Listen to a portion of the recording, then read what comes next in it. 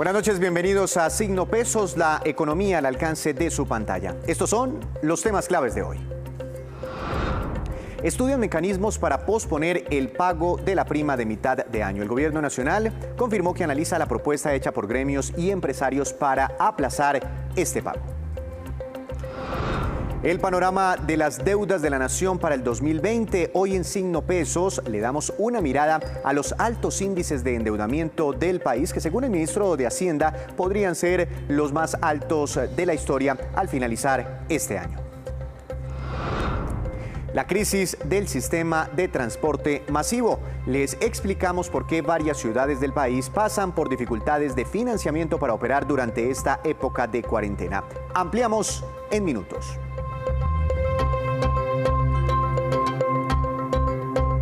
Y empezamos con los nuevos anuncios que hizo el gobierno nacional para dar alivios a los entes territoriales, a las regiones del país, debido a que cada vez, tanto en los departamentos como en los municipios, los recursos disminuyen debido al costo que está dejando esta pandemia. En nuestro país. Las medidas que el gobierno nacional sigue anunciando para los entes territoriales busca generarles mayor liquidez o recursos que hoy necesitan para proteger el empleo y mantener las funciones normales de las regiones. Permitirles reorientar las rentas de destinación específica para atender tanto la emergencia como el funcionamiento. Nosotros vemos que los ingresos corrientes de esas entidades se han venido cayendo y entonces tenemos que garantizar que ellas puedan seguir funcionando, puedan seguir pagando sus nóminas. El gobierno también les está otorgando la posibilidad de modificar los presupuestos generales para atender la emergencia, al mismo tiempo que pueden ampliar sus cupos de endeudamiento. Pueden endeudarse hasta por un 15% de los ingresos corrientes en créditos de corto plazo. Y les estamos diciendo igualmente que pueden tener créditos para la reactivación económica en los cuales pueden adquirir deuda hasta el 100% de sus ingresos corrientes. Igualmente los departamentos tienen permitido llegar a un acuerdo de diferir los impuestos territoriales con las empresas o contribuyentes durante 12 meses sin generar intereses para darles mayor flujo de caja y al mismo tiempo empiezan a reactivar sus labores paulatinamente. Otro mecanismo de ingreso de caja para las regiones es un mayor porcentaje de renta en el recaudo del impuesto de la CPM. Estamos dando una nueva renta que tiene que ver con la sobretasa a la CPM. La CPM tenía 50% con destinación para el INVIAS y 50% para los departamentos. Se lo estamos dando a los departamentos el 100%. Nosotros vamos a concurrir con el INVIAS para que no quede desfinanciado. Los departamentos igualmente podrán hacer desahorros de los recursos que tengan en el FOMPET. FOMPET, que es el Fondo de Pensiones Territoriales, y hoy el ministro de Hacienda se refirió en un breve foro sobre economía a bioseguridad, a la petición de gremios y empresarios para aplazar la prima de año, y esto fue lo que dijo. Veamos. Mire, nosotros tenemos muy poquito tiempo para enfrentar este problema asociado a la prima de junio, y estamos buscando la manera de que haya una medida que permita posponer, si se quiere, el pago de esa prima, no, de ninguna manera eliminar esa obligación contractual, pero sí ser conscientes de que ahí hay un problema de caja y que es un problema muy importante. Tenemos que defender el empleo y estamos buscando la manera de combinar esfuerzos, es decir, que haya una mayor flexibilidad para el momento del pago. No existe un decreto legislativo en ese respecto en este momento, pero lo estamos mirando. Pues hoy el ministro de Hacienda también alertó que el año lo vamos a terminar con los índices de deuda más altos de la historia. También dice que cree que ya la economía tocó fondo y que empieza a reactivarse. Para hablar de todo esto, de lo que estamos explicando respecto a las declaraciones del ministro de Hacienda, nos acompaña a esta hora de la noche el doctor Andrés Pardo, economista y de hecho ex viceministro de Hacienda de nuestro país. Doctor Pardo, bienvenido a Signo Pesos, ¿cómo está usted? Hola Héctor, muchas gracias y gracias por la invitación.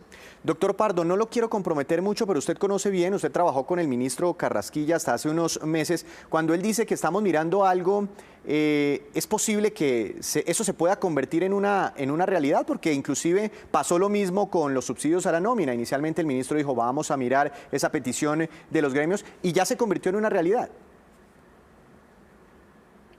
Pues Víctor, yo creo que obviamente las cosas como están funcionando en este momento es que se va evaluando la situación en la medida que van pasando los días y pues, o sea, si uno mira los anuncios que se hicieron hace un mes o hace un mes y medio sobre la intención de gasto que iba a haber, pues en este momento estamos en en una etapa mucho más avanzada. Acuérdense que hace un mes y medio la mayor parte de la intención de gasto se está enfocando más que todo en tratar de dar unas ayudas sobre todo a la población más vulnerable y también apoyarse mucho en el sistema financiero a través de créditos. Pero en la medida que fue evolucionando la situación y las perspectivas sobre la dinámica de la economía y sobre la duración de esta situación fueron empeorando, pues se dio la necesidad de aumentar las ayudas que requiere las empresas y los empleados en Colombia. Entonces, pues yo creo que pues esto va a ser una situación que, como digo, va evolucionando con el tiempo.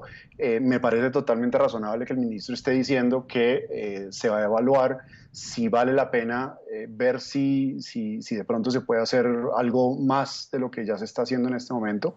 Entonces, pues obviamente bienvenido, obviamente uno quisiera que se pudiera hacer más, pero obviamente existen las restricciones fiscales y esto va un poco a uno de los titulares que usted hizo cuando comenzó el programa y es que Colombia va a llegar a unos niveles de endeudamiento este año que van a ser posiblemente los más altos de toda su historia.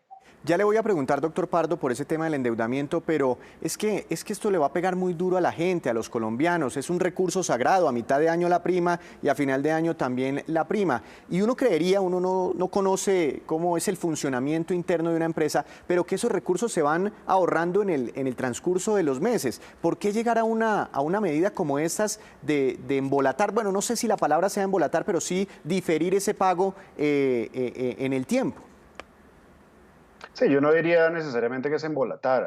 A ver, aquí hay un tema y es que tanto las empresas están viviendo una situación muy compleja que tiene que ver con las dificultades de caja que están teniendo en este momento y también las personas naturales. El gobierno ha hecho un esfuerzo muy grande en tratar de darle unos ingresos, comenzando por, como dije anteriormente, comenzando por la población más vulnerable y un poco ha ido subiendo en la escala de ese nivel de vulnerabilidad. Entonces ya no solamente es la gente de menores ingresos del país, sino gente medianamente pobre, vulnerable, la clase media, etcétera, etcétera.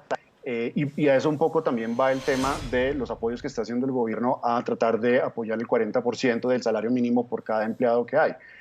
Pero aquí hay una cosa muy importante, es que las empresas se requieren en una economía como esta para que sobrevivan. Es que el tema es que si las empresas no sobreviven, más adelante ya ni siquiera vamos a estar hablando de si la empresa puede o no pagarle la prima o no prima a ese empleado, es que la empresa ya no existe. Y entonces ya no hay prima para pagar porque como la empresa no existe, pues la empresa no tiene ni siquiera forma de mantener a sus empleados porque simplemente se quiebra.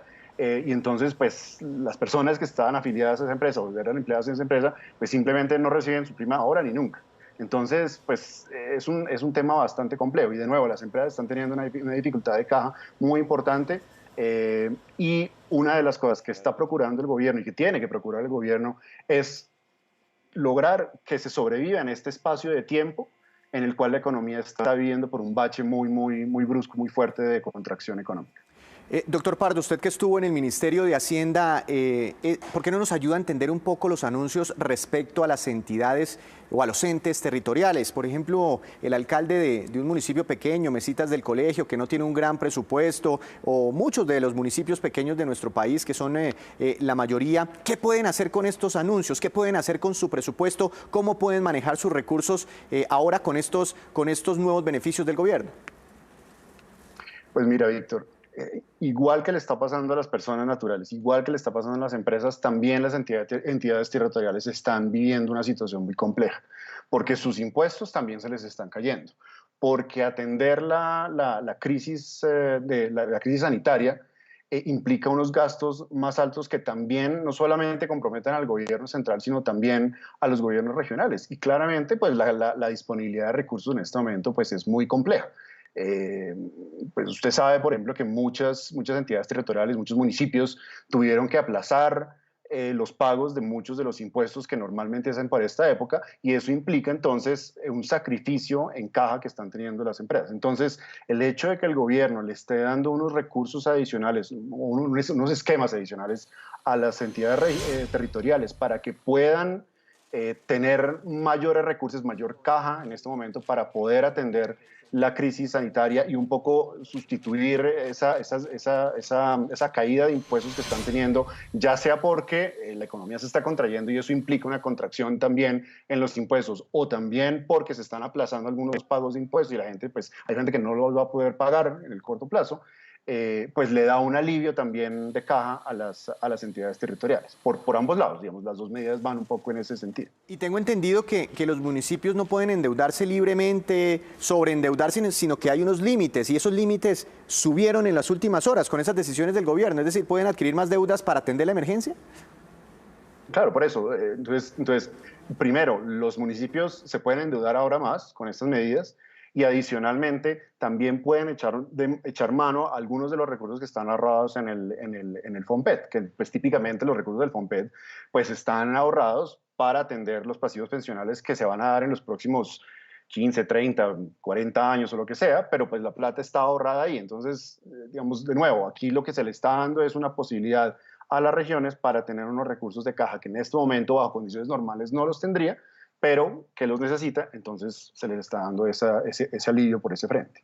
Doctor Pardo, una última pregunta, ahora sí sobre el endeudamiento de la nación. ¿Qué significa pasar de una deuda del 50% del PIB al 60% del PIB? ¿De cuánta plata estamos hablando y qué implicaciones tiene eso para nosotros los colombianos, por ejemplo, para nuestra calificación crediticia?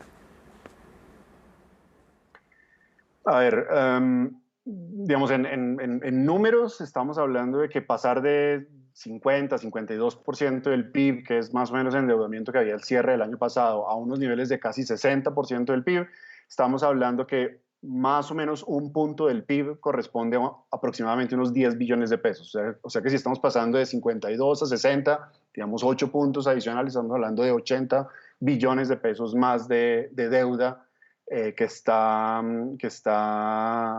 cargando la nación. ¿Qué implicaciones tiene eso? Pues, por ejemplo, puede tener unas implicaciones a nivel de la calificación crediticia. Pero digamos que más allá de la calificación crediticia, el tema es cómo perciben los mercados internacionales y los mercados locales la capacidad de pago de la nación, de un país. Entre más endeudado esté un país, entre más deuda cargue, pues primero eso va a implicar que el pago de intereses pues va a ser más alto como porcentaje del presupuesto que se destina para distintos gastos. Y entonces pues la posibilidad de que ese país pueda pagar sus deudas en el futuro, pues esa probabilidad disminuye, digámoslo así. Entonces, los efectos potenciales que puede haber es que cuando el país necesite endeudarse en el futuro, las tasas de interés que se le van a cobrar a la nación pues van a ser más altas. Y si las tasas de interés van a ser más altas, eso implica que entonces hay menos recursos disponibles para gasto social, para inversión, etcétera, etcétera. Y eso también tiene unas implicaciones sobre el resto de la economía, porque eso implica que si las tasas de interés del gobierno colombiano, que son las tasas que se usan como referencia, son más altas, entonces las tasas de interés que van a ser asociadas a créditos de consumo, a créditos comerciales, a créditos de libranza, la tasa de usura, etcétera, etcétera, potencialmente pueden ser más altos. Ahora, digamos que en estas circunstancias, pues digamos que esto es una situación que todo el mundo está viviendo, todo el mundo me refiero al planeta Tierra, pues todos los países están viviendo una situación como la que está viviendo Colombia, de tener que endeudarse de manera significativa. Entonces, yo creo que los mercados en alguna medida pues comprenden que esta situación es razonable y que se tiene que hacer, porque depende un poco también de la estabilidad macroeconómica del país pensando hacia un futuro. Entonces, aquí el tema es, en el corto plazo, dada la pandemia, dada la crisis que estamos viviendo, el gobierno y los gobiernos no tienen más remedio que endeudarse más. Más adelante toca toca pensar cómo es que se van a pagar esas deudas. Y ahí es donde va a haber una parte muy importante y por eso tal vez el tema de hablar de una reforma tributaria pues puede ser un tema odioso, porque en este momento pues uno no quiere estar hablando de que le van a cobrar más impuestos cuando la situación está tan grave, pero sí hay que ser conscientes que este mayor endeudamiento del gobierno, en últimas, lo tenemos que pagar los contribuyentes. Entonces, más adelante, el gobierno va a tener que diseñar un plan de cómo vamos a hacer para pagar estas mayores deudas en los próximos 10, 20, 30 años. Doctor Pardo, pues algún día tendremos que pagar todo ese costo para atender esta emergencia. Muchas gracias por habernos acompañado hoy aquí en Signo Pesos. Que tenga una feliz noche. Muchísimas gracias, Víctor. Hablando de la prima, de endeudamiento, de macroeconomía. Pero otra de las mayores preocupaciones del país es el de sus sistemas de transporte masivo, afectados también sensiblemente en sus ingresos por tener que usar toda la flota de buses, pero con un bajo flujo de pasajeros para conservar el distanciamiento social. Veamos. Este miércoles, la alcaldesa de Bogotá, Claudia López, anunció a través de su cuenta de Twitter que el sistema de transporte público SITP estaría a punto de cerrar si se supera el 35% de su capacidad en cualquiera de sus modalidades. Esto implicaría el cierre de todo el transporte público masivo en Bogotá. Si la situación continúa, las finanzas de Transmilenio entrarían en déficit. A través de una carta, Transmilenio solicitó a la Secretaría de Hacienda una partida presupuestal para sostener el sistema. Para el concejal Rolando González, sin este dinero el sistema no podría funcionar después de agosto. Que necesitan una adición por 885.000 millones de pesos para terminar de operar hasta fin de año.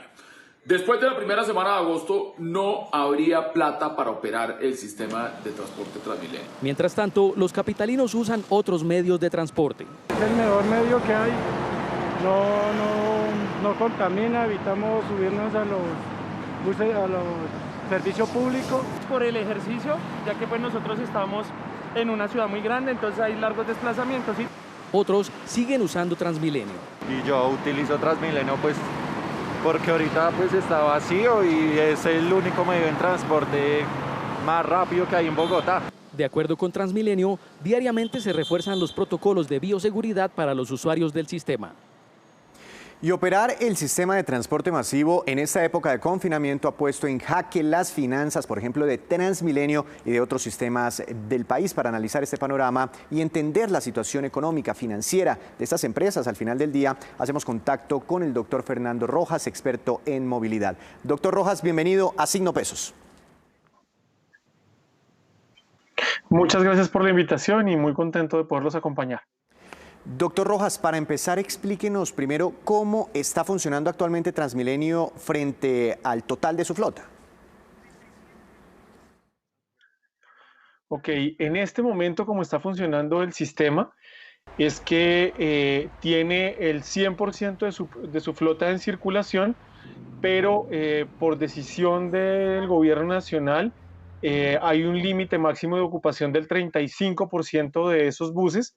Y lo mismo está pasando con el SITP y la flota del SITP provisional también ya fue autorizada para poder circular al 100% y poder ofrecer una mayor capacidad al sistema.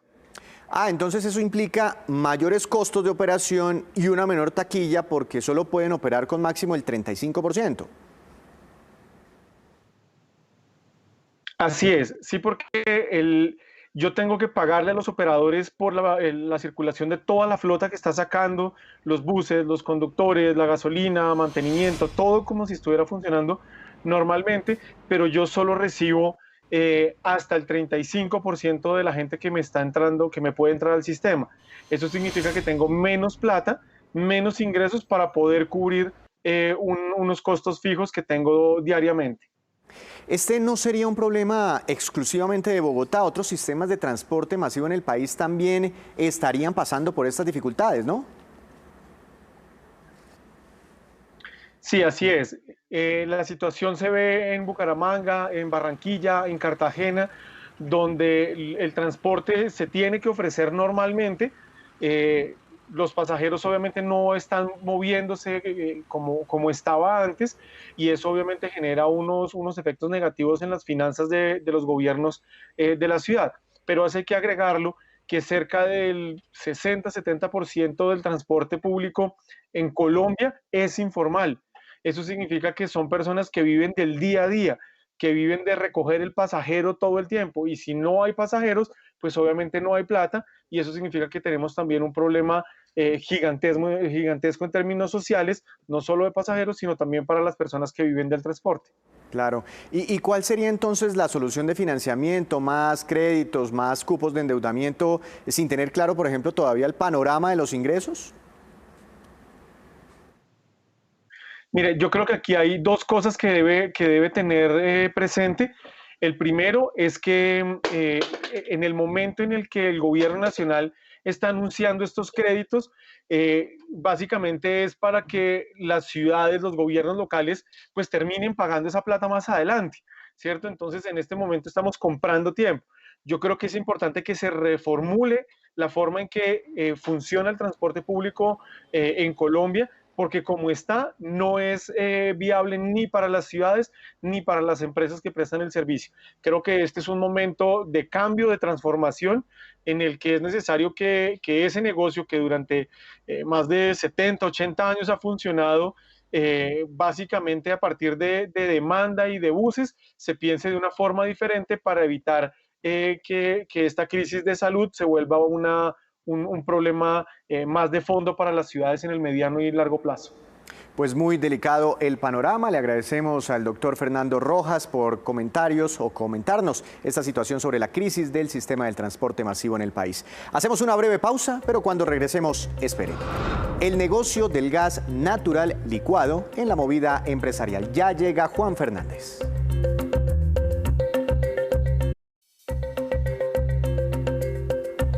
Seguimos en Signo Pesos. Un nuevo gremio nació esta semana aquí en Colombia. Les hablo de Alianza IN, que reúne a 11 de las aplicaciones de tecnología más importantes. Su presidente será David Luna y nos explica en qué consiste y cuál será el objetivo de este nuevo gremio. Veamos.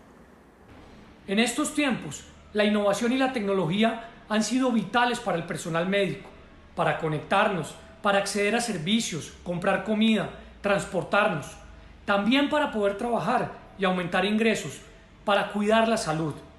Y para impulsar todo esto, quiero contarles que 11 empresas, todas con menos de 10 años en el mercado, hemos unido esfuerzos para crear la Alianza IN.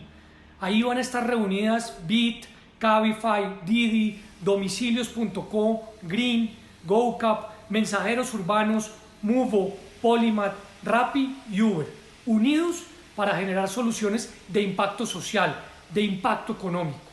Con esta alianza queremos plantearle soluciones a las autoridades, pero también a la gente, a los ciudadanos, para hacerle la vida más fácil, para promover la formación de desarrolladores, de ciudades inteligentes y de ciudades sostenibles, para aprovechar todo de la vida digital. Y llegó el momento de la movida empresarial con Juan Fernández. Juan, buenas noches, bienvenido. ¿Cuál es el tema de hoy? Víctor, hola. Hoy voy a hablar de negocios de energía y un proyecto que camina, pero que quizás es poco conocido y busca generación de energía eléctrica a base de gas natural licuado. Y es importante porque requeriría inversiones por más de 2.000 millones de dólares y que estaría en el departamento de Sucre a la altura de San Onofre. Lo impulsa el gobernador Héctor Espinosa, que también fue ex viceministro y ahora pues busca inversiones privadas para impulsar el proyecto.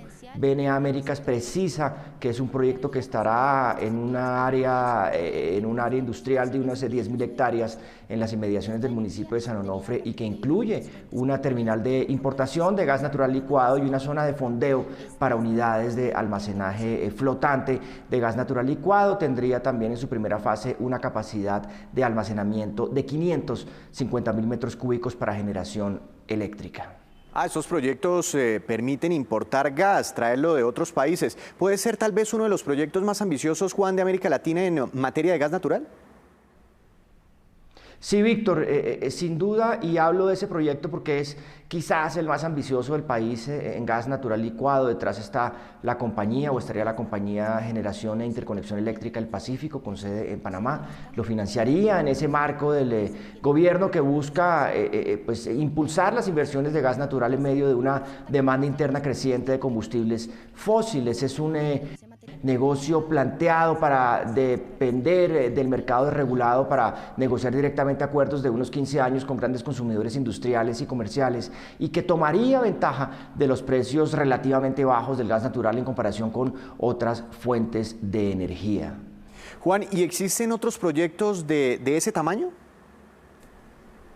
Sí, Víctor, y pareciera que el gas natural licuado y la demanda de energía pues serían tan constantes que un segundo proyecto de regasificación en el puerto de Buenaventura de más de 400 millones de pies cúbicos a un costo de casi 400 millones de dólares y que está frenado por desafíos técnicos, pues sigue de todas formas siendo viable. En Colombia, en la actualidad, la terminal más importante para el suministro de gas natural licuado es la de la Sociedad Portuaria El Callao, en la isla de Barú, que inició operaciones en diciembre de 2016 con una capacidad para almacenar unos 170.000 metros cúbicos de gas natural licuado y regasificar 400 millones de pies cúbicos por día. Eso es cerca del 40% de la demanda diaria nacional de gas natural y el 20% de la demanda de energía eléctrica diaria del país. Entonces, pues esta es, Víctor, la movida de hoy sobre estos nuevos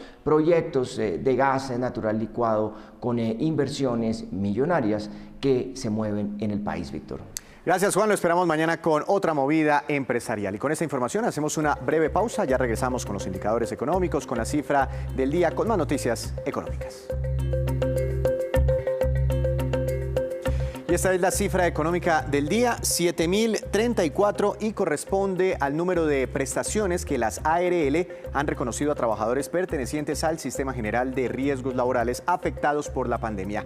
El 80% se han otorgado a trabajadores de la salud. Según Fasecolda, la inversión por estas atenciones suma cerca de 20.000 millones de pesos.